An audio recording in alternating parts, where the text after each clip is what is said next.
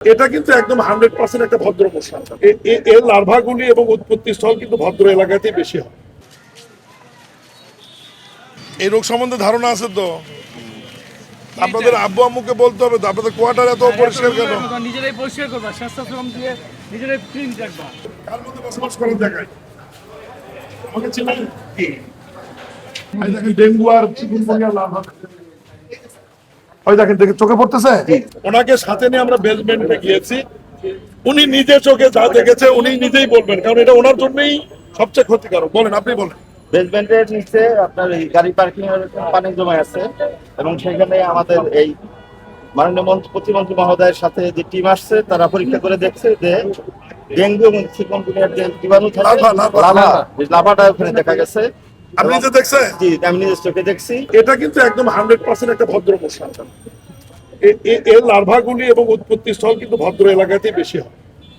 একদম বেশি অপরিষ্কার জায়গায় এরা কখনো থাকবে না এবং জন্ম নেবে না।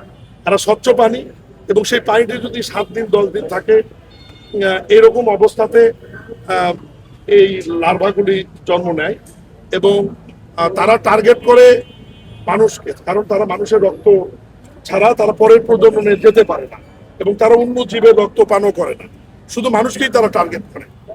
গতকাল আমরা গুলশানেও টাস্কফোর্স থেকে ঘুরেছি, সেখানেও ভয়াবহ অবস্থা।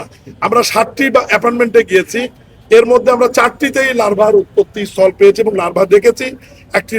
একটা দামি রেস্টুরেন্টে আমরা পেয়েছি, সেখানে আমরা জরিমানা করেছি। বিশেষ করে এই জিনিসগুলো বেসমেন্টে একটু সচেতন হতে হবে। ছাদে, ওল্ডের টবে, যেখানে স্বচ্ছ পানি থাকে। আজকে আন্ডার কনস্ট্রাকশন 2টি বিল্ডিং এ আমরা পেয়েছি, তাদেরও আমরা 50,000 টাকা করে জরিমানা ম্যাজিস্ট্রেট সাহেব আমাদের করেছেন এবং অনাদায়ে 2 মাসের জেল দিয়েছেন। আসলে আমাদের উদ্দেশ্য তো মানুষকে জেল দেওয়া বা জরিমানা করা না।